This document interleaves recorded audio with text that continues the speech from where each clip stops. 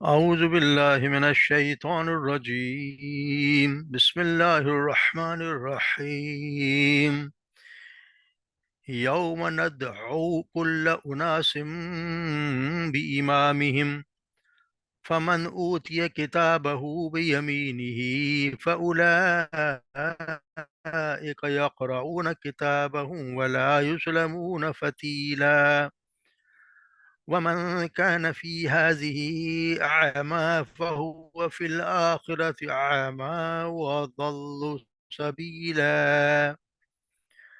وإن كادوا ليفتنونك عن الذي أوحينا إليك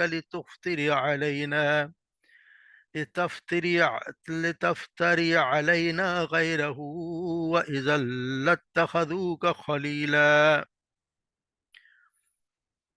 ولولا أن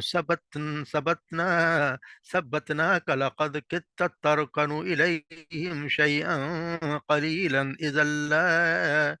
إذا لأذقناك ضعف الحياة وضيف الممات ثم لا تجد لك علينا نصيرا. وإن كادوا ليستفزونك من الأرض ليخرجوك منها وإذا لا يلبثون خلافك إلا قليلا. سنة من قد أرسلنا قبلك من رسلنا ولا تجد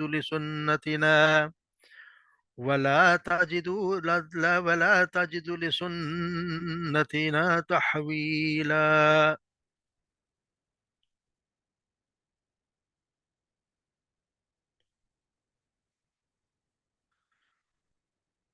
यौम नदऊ, जिस दिन नदऊ हम पुकारेंगे, कुल्ल उनासिन सब लोगों को, इंसान उनास इंसान, कुल्ल हर इंसान को, हर फी इमाम उसके इमाम के साथ, सब लोगों को उनके इमाम के साथ हम बुलाएंगे। फमन ऊतिया किताबहू, फमन पस जो, ऊतिया दिया गया, मजहूल है ये। ऊतिया किताबहू, उसका किताब यमीन यानी उसका अमालनामा, भी यमीनी ही उसके दाएं हाथ में। फ़उलाइका, पस वही होंगे, यक़रऊना वो लोग, यक़रऊना वो पढ़ेंगे, किताबहुम अपना किताब, अपना अमालनामा, वला युज़लमूना फ़तीला, और नहीं वो जुल्म किए जाएंगे, फ़तीला यानी कि धागे के बराबर भी।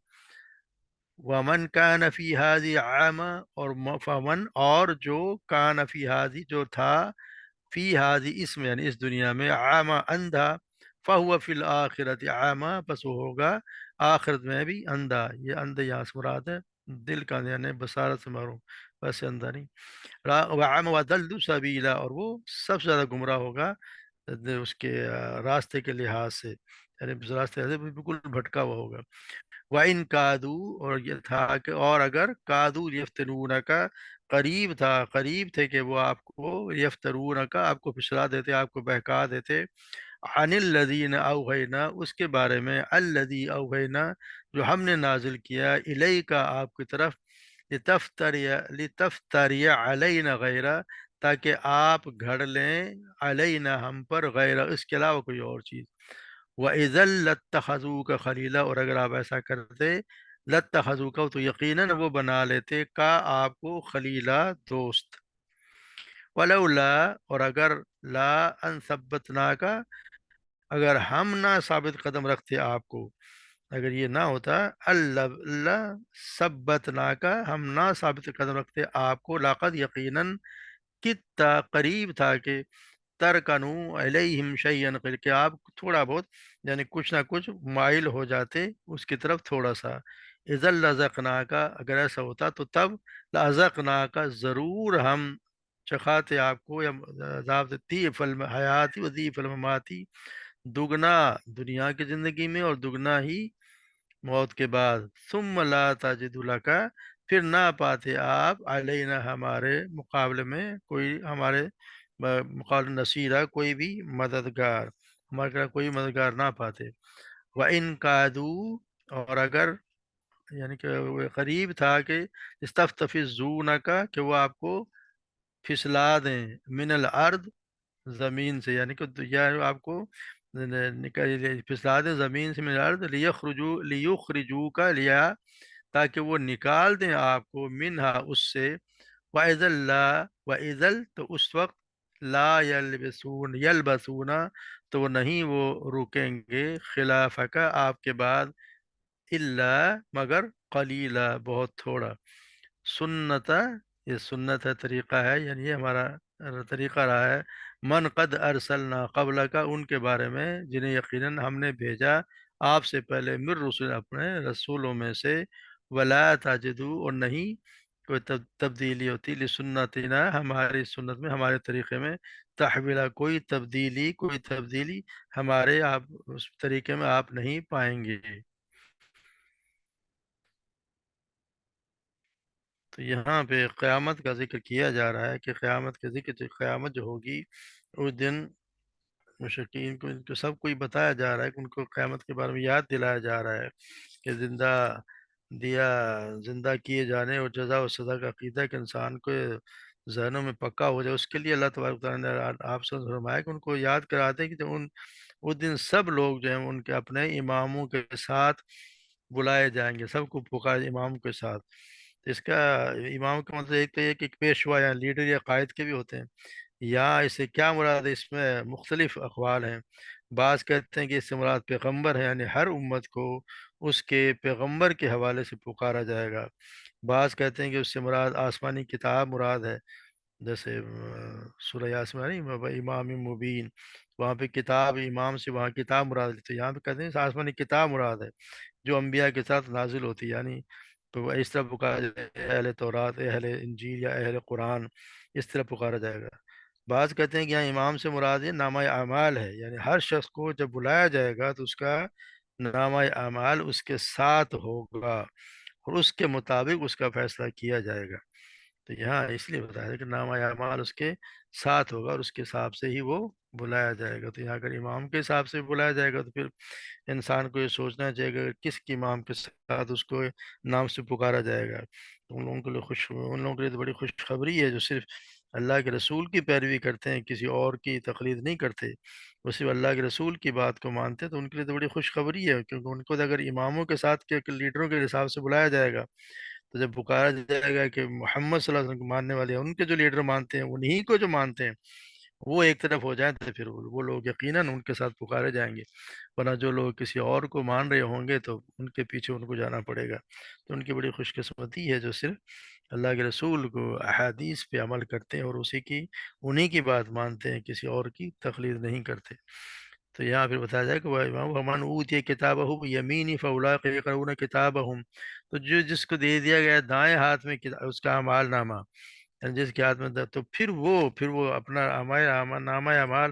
پھر وہ خود بھی پڑھے گا اور دوسروں کو دکھائے گا بھی، کیونکہ جس کے ہاتھ میں نامہ اعمال آئے گا دائیں ہاتھ میں تو وہ تو اس سے بڑی خوشی کی بات ہوگی، کہ کیونکہ جو نیک لوگوں کے لیے تو یہ بات پتہ ہے کہ قیامت کے روز قرآن بار کئی جگہ بتایا گیا ہے کہ قیامت کے روز نیک لوگوں کو ان کا نامہ اعمال سیدھے ہاتھ میں دیا جائے گا اور وہ خوشی خوشی اسے دیکھیں گے،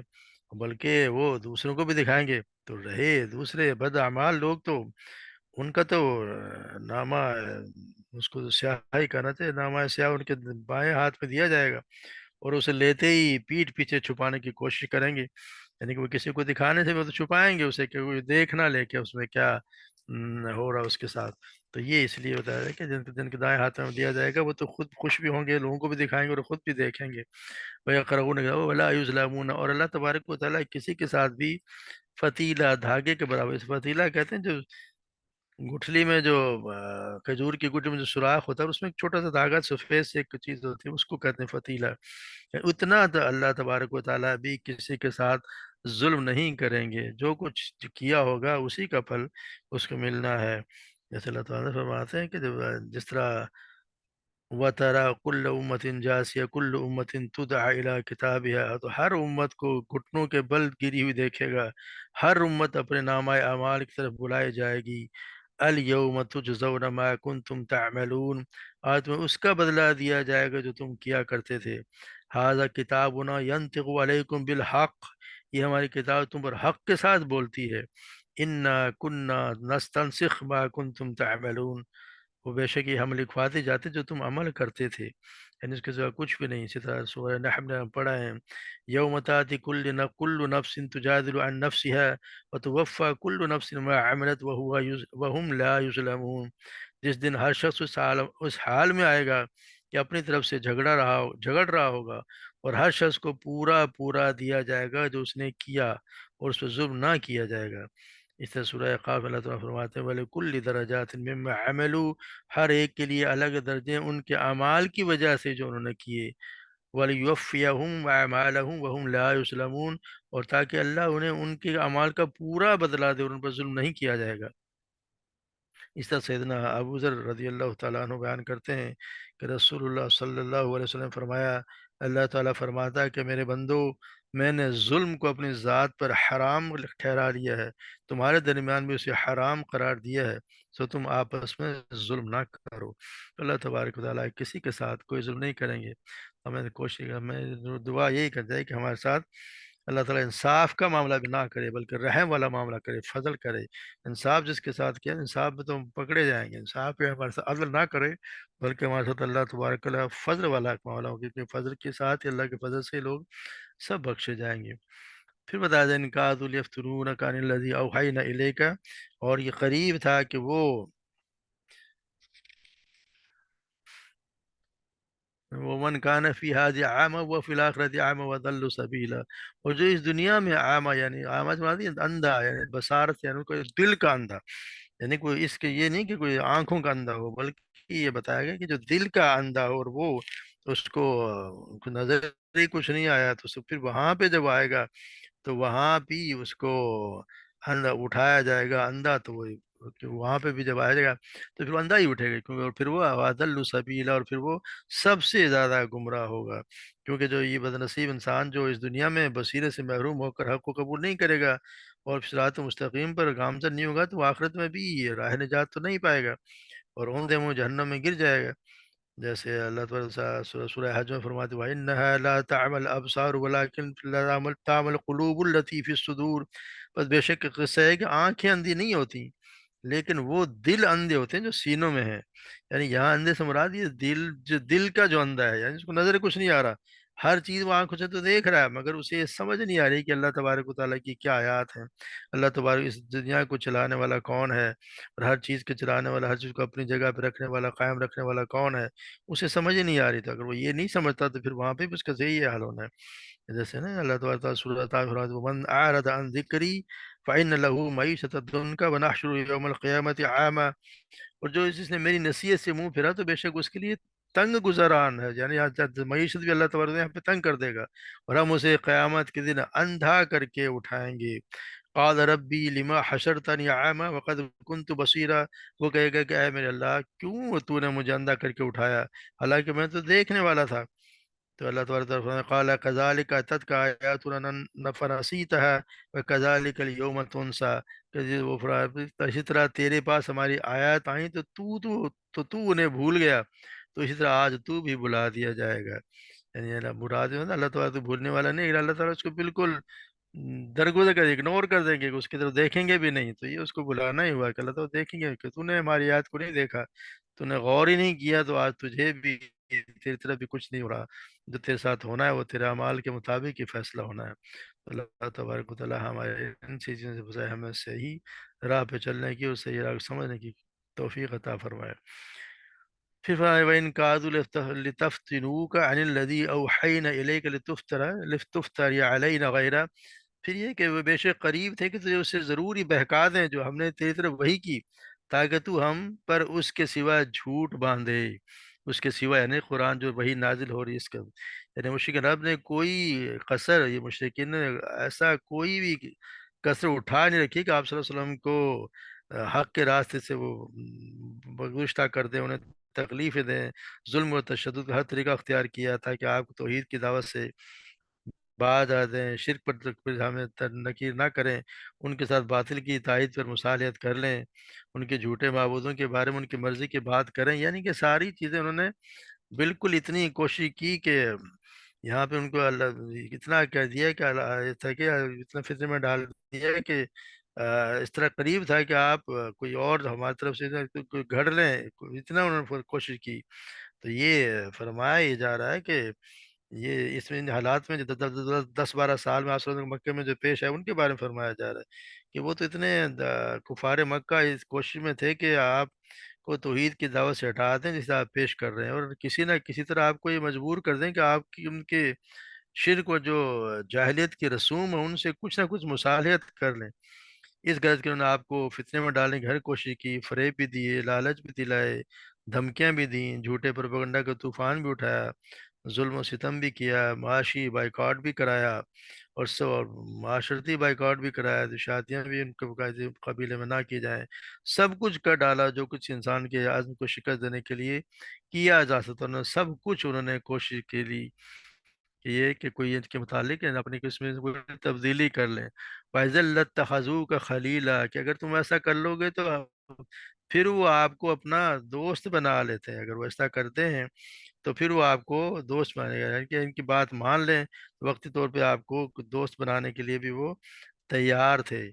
تو پھر کہتے ہیں کہ وَلَوْلَا ان ثبتناک لقد کدت ترکنوا الیہم شیئا قلیلا، اور اگر ہم آپ کو، اگر ایسا نہ ہوتا کہ ہم نے تمہیں ثابت قدم رکھا ہو تو بلا شبہ یقیناً قریب تھا کہ کچھ تھوڑا سا ان کی طرف آپ مائل ہو جاتے۔ یعنی اللہ تبارک و تعالیٰ کہ اللہ تبارک و تعالیٰ ہی ہے جو اس کو مضبوط اپنی جگہ پہ قائم رکھتا ہے، ایمان پہ مضبوط اللہ تبارک و تعالیٰ ہی رکھتا ہے۔ ایسا ممکن نہیں ہے کہ آپ صلی اللہ علیہ وسلم ایسا کرتے، لیکن وہ انسان ہے، اس کے ساتھ شیطان بھی لگا ہوتا ہے۔ تو یہ اللہ تبارک و تعالیٰ ہمیشہ سے ثابت قدم اپنے صالح بندوں کو رکھتے ہیں، تو آپ صلی اللہ علیہ وسلم سے زیادہ صالح کون ہوگا؟ تو ان کو اللہ تبارک و تعالیٰ پھر اپنے نبیوں کی تو ویسے بھی حفاظت کرتے ہیں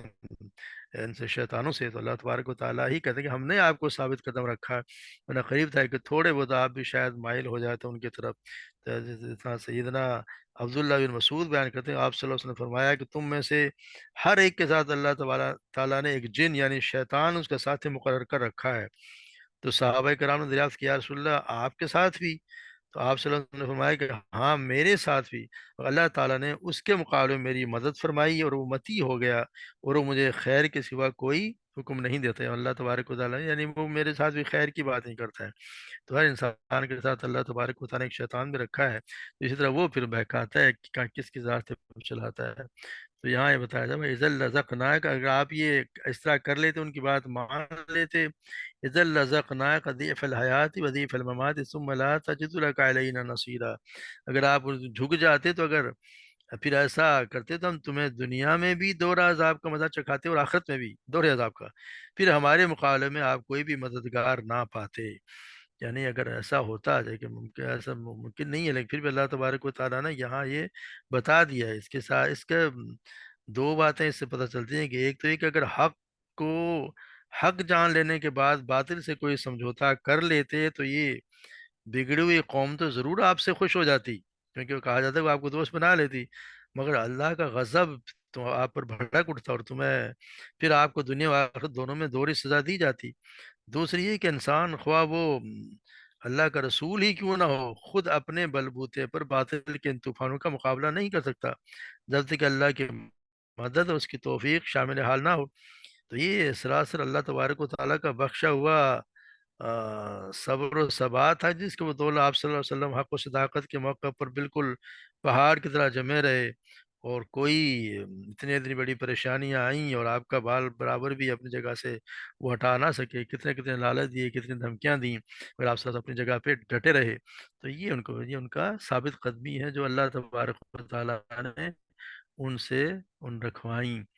پھر اللہ تعالیٰ وَإِن كَادُوا وَإِن كَادُوا لَيَسْتَفِزُّونَكَ مِنَ الْأَرْضِ لِيُخْرِجُوكَ مِنْهَا وَإِذًا لَّا يَلْبَثُونَ خِلَافَكَ إِلَّا قَلِيلًا، اور یہ لوگ اس بات پر بھی تلے رہیں کہ تمہارے قدم اس سرزمین سے اکھاڑ دیں